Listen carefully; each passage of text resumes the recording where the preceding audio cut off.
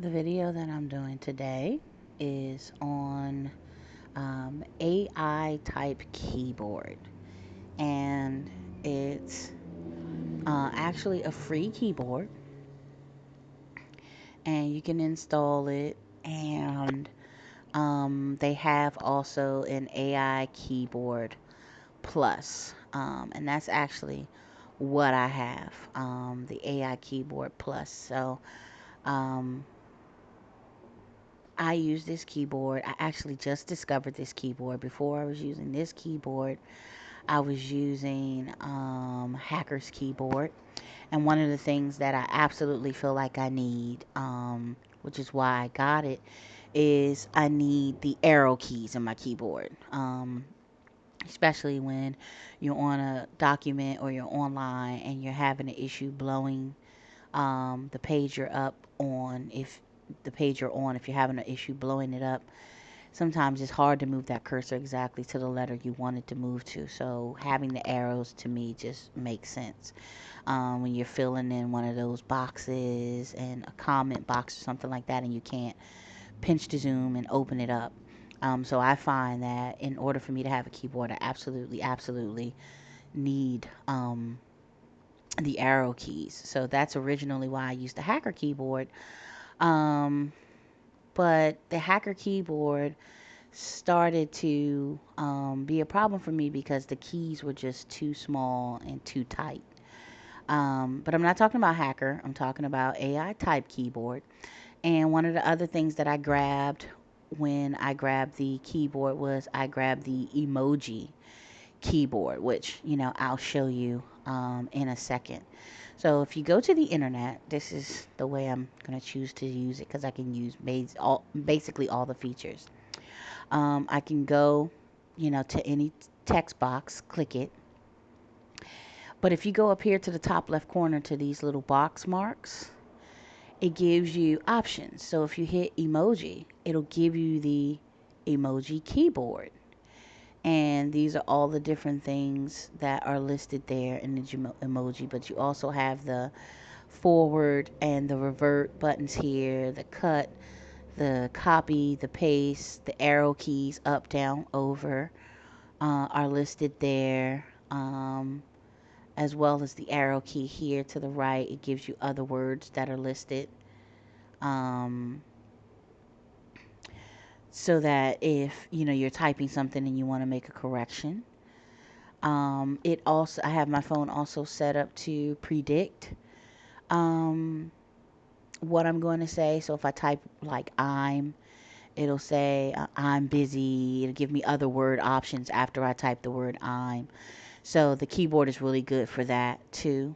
But if you go back to the ABCs, you see here it has the numbers also always listed on top, which I like. I like not having to press the number keys to get numbers. You can press that, and it gives you numbers, and it gives you symbols, and it gives you cut and paste and revert options. So you have like a whole nother keyboard that pops up there, which I enjoy. The other thing I enjoy is that there are always .com buttons listed.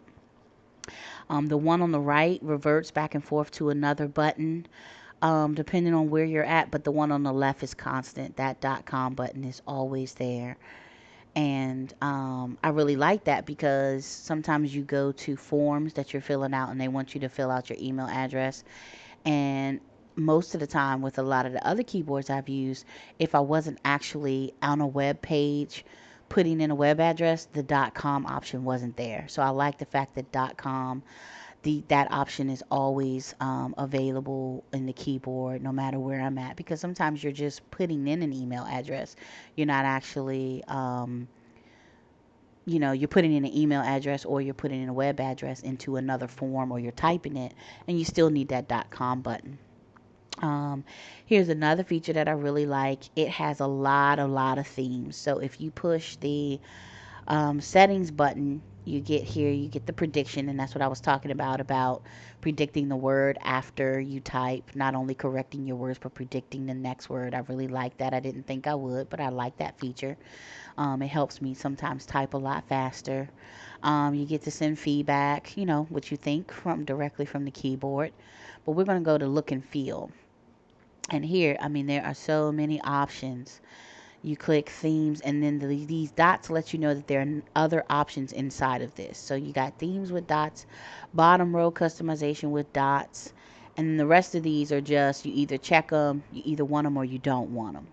So we're going to go to themes, and here are other keyboard options that I've kept. I downloaded quite a few, and I used them just to kind of see how they feel.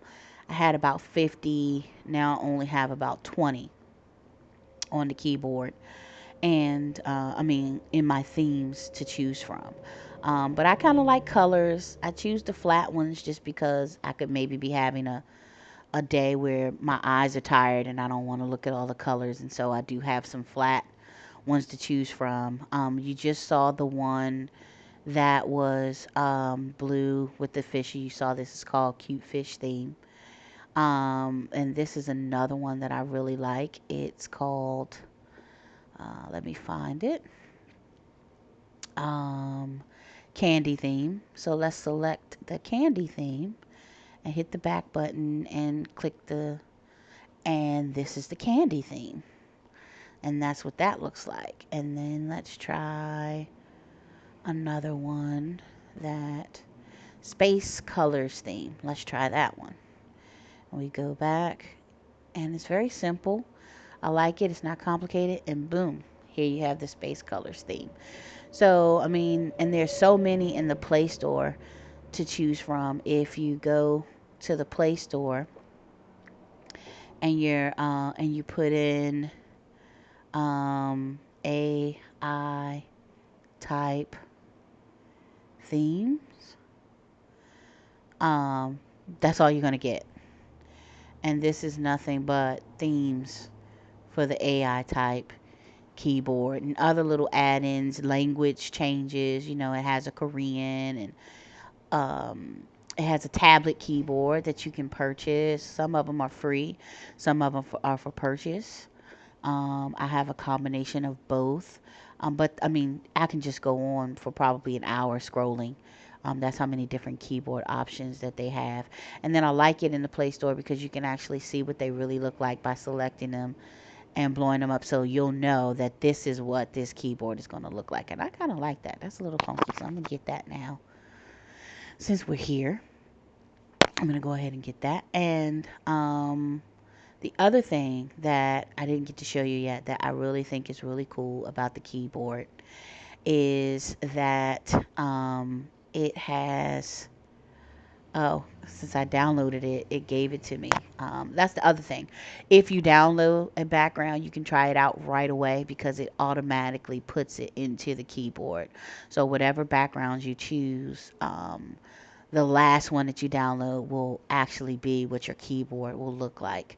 Um, but when you come to the square box, it gives you a search option, and it gives you a search box. And let's just say you put in a word. I'm just going to put in sneakers,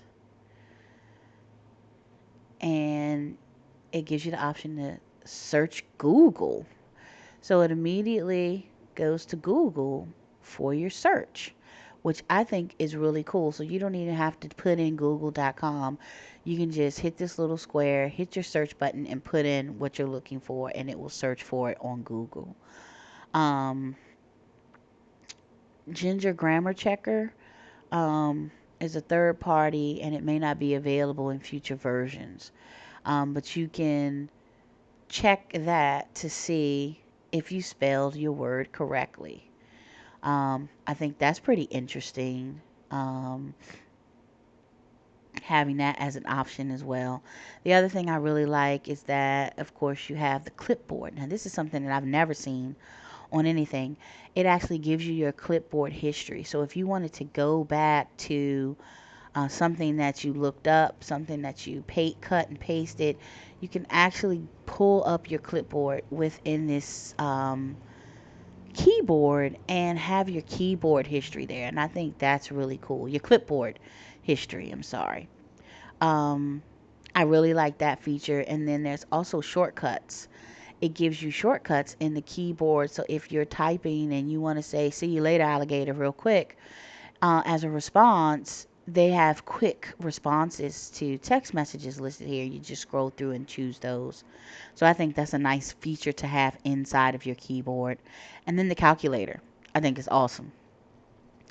You hit calculator and your keyboard turns into a calculator. So you don't have to go out of your app. You don't have to go away from what you're doing. You can be right inside of the app that you're working on and use your calculator. And I really think that that's a great feature. I haven't even used it yet, but I just discovered it today. So I think that's a great feature. And the other thing I absolutely love is the arrow keys. So if you click that, if you click that button with the three arrows, it will take you to another keyboard that has the undo, the redo, selection off, cut, paste, copy, home, the forward, back buttons, read. You can actually read what's on the page. If you press read, it reads what you typed. So if you type, and it'll start saying what it is you typed when you press the read button. Um, it's not working now, but it was doing it before. It would say that, like once you finish typing it. Maybe because I didn't type it, maybe because I selected it. But the arrow keys, so see, I can go left and scroll all the way through. I can go right, and if I was in a paragraph, or like if I was here, no, that wasn't what I wanted to do. If I'm here in these words here, oh, you have to be in a paragraph. Okay. Well, if you're in a paragraph, you can actually use the up and down and scroll. I like the select all button. I don't really know how it works. Um, I don't know if you push it and then select what you want, but either way, that's an option. I just probably don't know how to use it. So this is called, once again, AI Type Keyboard, and they have a free version and a paid version. You know, of course, like always, I suggest to anyone, use the free version, see how it feels, see how you like it first, and then spend the money on the paid version. I can't tell you how much the paid version is because it only shows you the price of apps if you don't have them installed. But I believe it was like $4.99. Well, I hope this video helps someone. Bye bye.